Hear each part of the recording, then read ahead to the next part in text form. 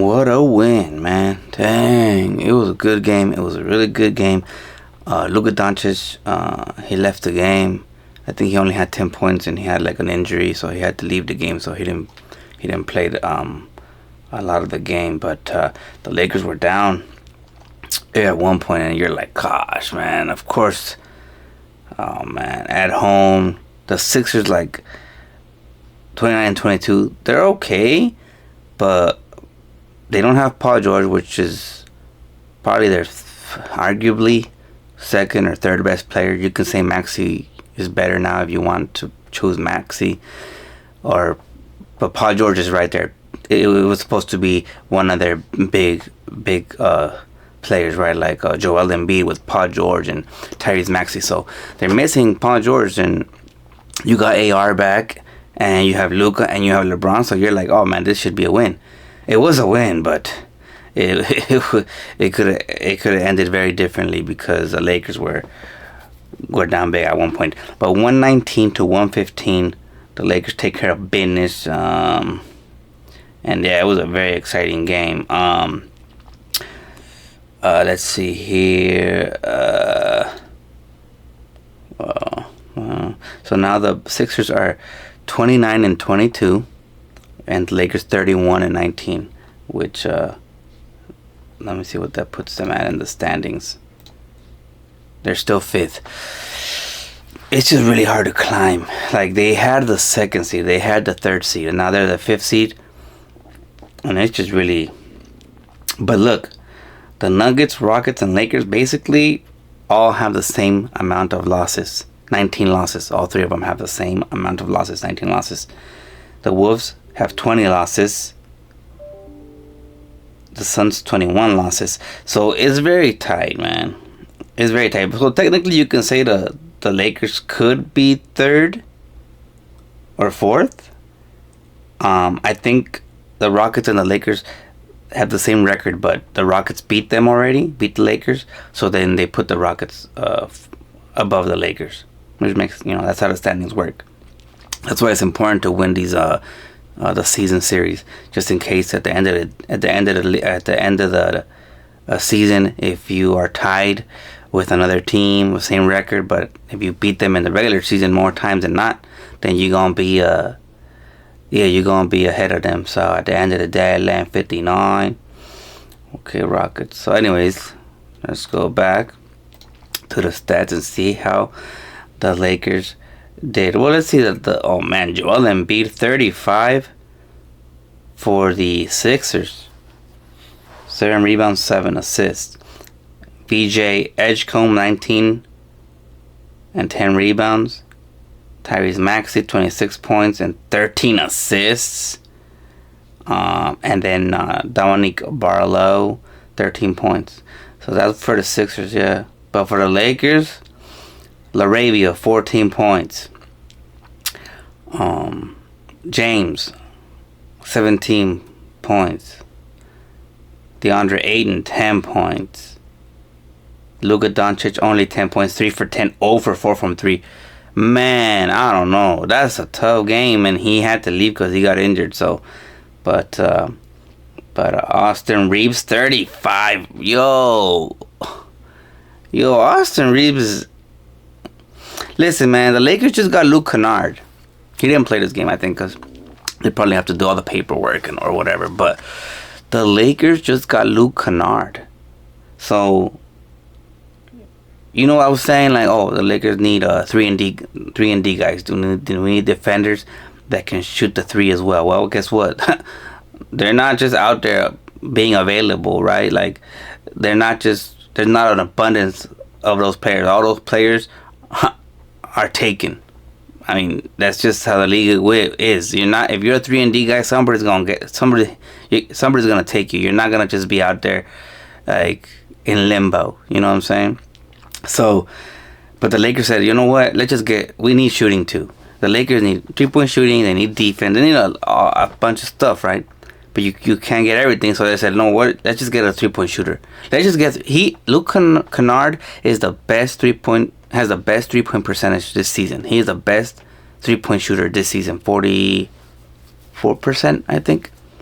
or something like that, or 49%. And for his career, I think he's like 44. So he can shoot the three. Luke Kennard can shoot the three.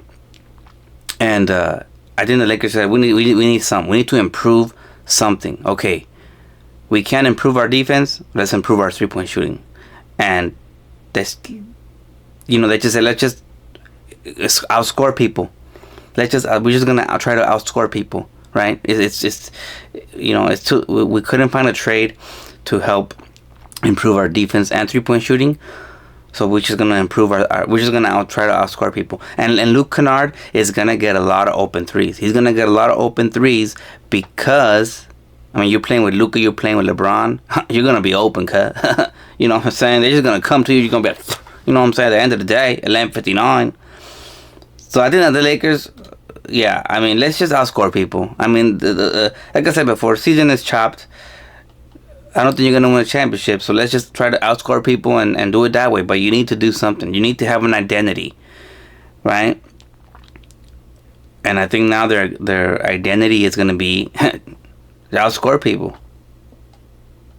And hopefully that takes them far, because offseason they're able to improve all assets of a team, right? It's going to be some free agents AR's a free agent, so they're going to have to pay him. They're going to have to keep him. I think Rui is a free agent as well, so they might have to pay him. I think Marcus has a player option, or something like that. LeBron's a free agent. I don't know if they're gonna bring him back. Especially, I don't know how much money he's gonna want, but I think they'll probably use that money that LeBron is making to pay other players and put it around Luka. That's what I'm thinking. That's what it feels like. And unless LeBron is willing to take less money, like a veteran's, but he's LeBron James. He's not gonna do that, and rightfully so. He wants to go play in Cleveland or whatever he wants to do. Hey man, he had a great career, and he's gonna be 42 years old this year in December. So in a year from now, he'll be 42. That's crazy. He could be in his 24th season if he plays next season. That's insane. But anyways. So that was the Lakers players. Rui Hachimura, 14 points, 7 rebounds. Austin Reeves had 35 points, 5 for 8 from 3 for Austin Reeves. Yeah, he just was not gonna be denied. He just said, "No, we're not gonna lose this game. We're not gonna lose this game, cut."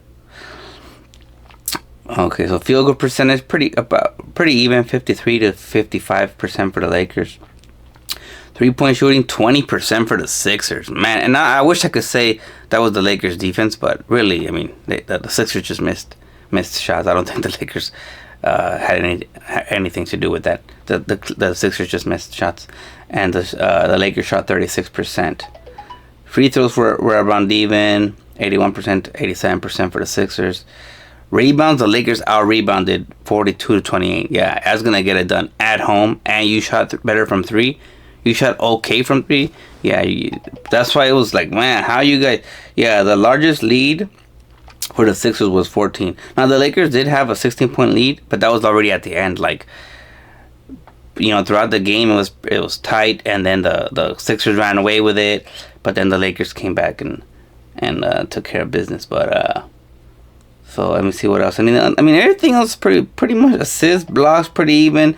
Steals, the Sixers had 15 steals to the Lakers 8, and the Lakers had more turnovers too, 8 turnovers. So maybe it was the steals. Points off turnovers, the Sixers did better. So yeah, I think the difference was just the 3-point shooting. The Lakers only made 4 more threes and shot one more 3 and only made 4 more threes. So it looks like that could have been the difference. The 3-point shooting, the rebounding, but good win for the Lakers, and hopefully they can keep it going, because this West is really tight, man. This West is getting crazy with it. So they also beat the Nets on Tuesday, and I'm not surprised that they're supposed to do that in Brooklyn, even though it was in Brooklyn. Like, it's the Nets, man. Like, you gotta get that win. They did that. Let's see. Warriors. Next game is tomorrow against the Warriors, 5:30. So let's see here. Yeah, should be a good game. The Warriors. They just traded Jonathan Kuminga. A lot of trades that happened. Chris Paul to Toronto. Lonzo Ball to Utah. Jaren Jackson Jr. to Utah. James Harden to Cleveland. Darius Garland to the Clippers. And there's just many more. Giannis is still a buck though, so we'll see if they trade him in the offseason. A lot of people saying, "Oh, he's coming to LA. Lakers can trade for." Lakers don't have any assets. To get Luke Kennard, they had to give up a second round pick in 2032. Like you have the Lakers have no assets. The Lakers traded Gabe Vincent and a second round pick for Luke Kennard. So the Lakers just don't have enough to give Bucks what the Bucks can get more from other teams. Many other teams have more assets. That's just what it is. So every time you hear Lakers gonna trade this Giannis, Lakers gonna trade for Giannis, they're just trying to make content and get you to click on it. That's not realistic. The Lakers can't get Giannis on a trade. The Bucks can get so much more from other teams. So, but yeah, that's it. Warriors tomorrow in LA, and hopefully the Lakers can get another one. Until next time, take care of yourself and each other. Lakers forever.